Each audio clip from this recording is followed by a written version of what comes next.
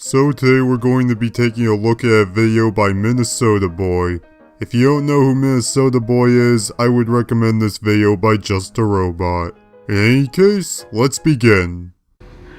Phase one was the hypnotism. That's how they sedate you. Phase two is this. Mental preparation. It's basically a psychological pre-op. Or having a white mind. So the video starts off with a scene from the movie Get Out, repeatedly being interrupted by a clip of Minnesotaboyy going, "We're having a white mind." I'll be skipping the rest since it doesn't add much. So a couple of years ago I made a video titled, "Dear White People, Why I Hate White People." And fast forward 2 years later, we have a movie called Get Out.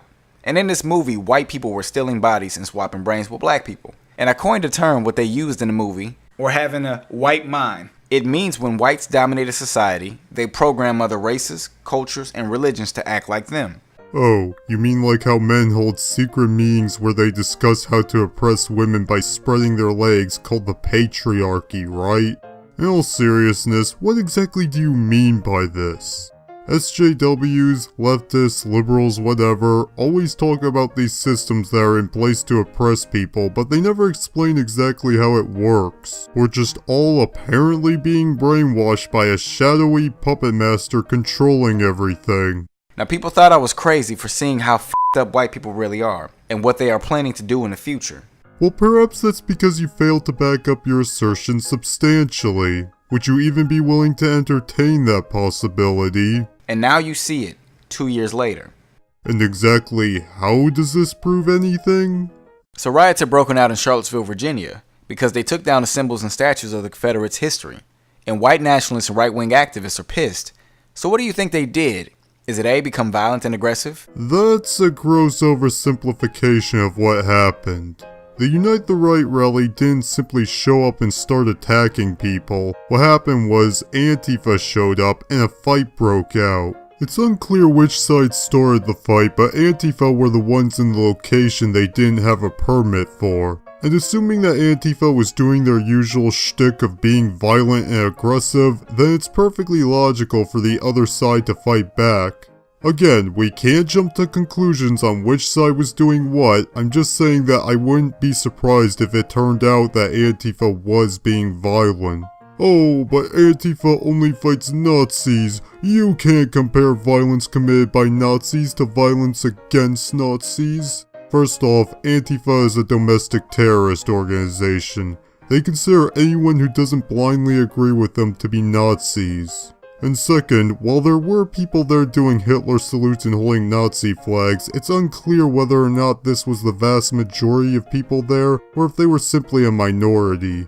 To come to a conclusion one way or another would require a lot of speculation. But let's assume for all intents and purposes that the group as a whole were neo-Nazis. Antifa would still be in the wrong for starting the fight. I'm obviously against neo-Nazis, any sane person is. But if left alone, all they can do is make themselves look like idiots. Their ideas don't hold up to scrutiny, so all it takes is acknowledgement of simple facts to prove them wrong. Most people understand that Nazism is bad. The only reason the actual Nazis ever rose to power was through violence and suppression of speech. Now if the Unite the Right rally were the ones to start the fight, then they would be in the wrong too, don't get me wrong. Political violence is wrong no matter which side it's coming from. But to ignore Antifa's involvement and the likelihood that they had more to do with the fight than simply standing there is extremely dishonest. B, kill innocent civilians. You mean a civilian? There were a total of 3 deaths that day, 2 of which were state troopers who were in a helicopter crash, the causes of which are unknown, and one of them being a protester who was killed in vehicular homicide. Looking at some of the footage, it is possible that this was a result of the driver being concerned for his safety, in which case this would more likely be manslaughter than murder. Although I'm still not at the point where I'd say that definitively. In any case, I'm not going to defend what happened. She shouldn't have been killed. But to say they killed innocent civilians is misleading to say the least. Also, she was white, so I would think that would mean she can't be innocent going by your standards. C, destroy and burn property. I'm not even sure if that's true or not. While I can't say definitively that there was no destruction of property at that rally, I haven't been able to find any evidence that proves so. The only images of fire I could find were those images of them holding the tiki torches, as well as one that may or may not have been started at this event by the Unite the Right rally. Most of the violence seems to be between people rather than towards property. Or D, all the above. D is correct. Rather than getting over their racist history, which would make sense because blacks are told to get over their history all the time. One of the arguments I've heard in favor of keeping this statue is that it's a part of history and we shouldn't forget our history. And there's a difference between wanting to remember history and acting as though you're owed something in life because of what happened to your ancestors. They decide to do the primitive and subhuman thing they're always known for, white terrorism. If that's considered white terrorism, then would the Milwaukee riots be considered black terrorism since they went around beating up people for being white? These people have white fragility. It's low emotional tolerance for discussing topics of race and racism. What does that have to do with protesting the removal of a statue? White people experience little to no racism at all, unless it's by their own kind, of course, which is why they lack empathy and sympathy for others. Citation needed. Level 1. They throw derogatory terms at you to offend you. Most white people aren't going to do that due to the potential ramifications. If you're talking about trolls, well, trolls. There are no historical words that whites in America have that make them feel bad or offend their history. Except one. If you ever thought why the word cracker or hunky or redneck doesn't offend them or make them feel bad, it's because these words don't have negative effects. Okay, care to explain how calling a black person a slur negatively affects black people as a whole? These have been used psychologically to empower them. How? Now, how do you take that power away from whites? It's simple. It's one word. Call them racist.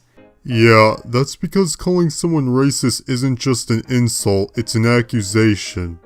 It's a quick defense mechanism that will show their true colors, and it's justifiable when you call groups, religions, or cultures derogatory things like nigger or ISIS. Call people who call black people the N-word racist? Wow, I've never heard of such an idea before.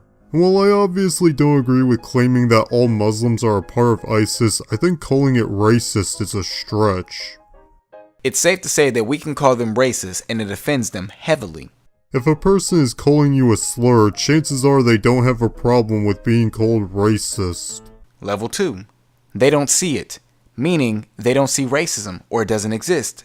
They throw words at you like, we're all the same, there's only one race and it's the human race. They are programmed racist puppets. This is the main problem I'm having with this response. He's talking about this vague system that brainwashes white people into hating or at least not caring about black people. Okay, where does this come from? How does it work? In order to begin to argue with this, I have to understand how this alleged system works. But almost any time I hear someone question how these alleged systems work, or if they even exist, they're often met with the classic "Google it" argument. They have been taught to deflect their racist tactics by saying it's just a few bad apples, or I don't see racism when you're telling a racist joke.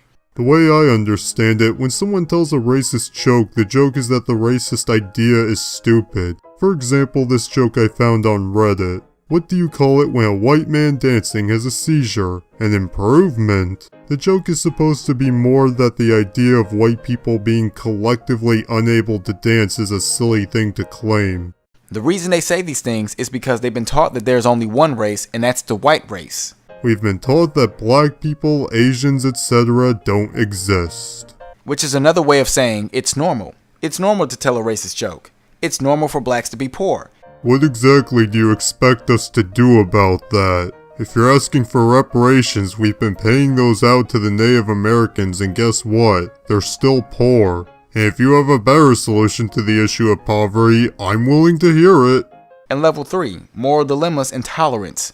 White people have white privilege and white guilt. There's no denying that. It's a real thing you can't hide. Well, you've presented no evidence, and claims without evidence can be dismissed without evidence. Which is why I don't have white friends and I don't like them. I'm cool like that. Hold on, in your last video on this you said, I also do not give a f*** about skin color. And you probably know me as one of the Black Hitlers on YouTube, because white people take satire videos way too serious. So which is it? Do you hate white people and avoid making friends with them because they're white, or do you not care about skin color? These two things are completely irreconcilable. That's all for this video. Thank you all for watching, and I hope you enjoyed the video.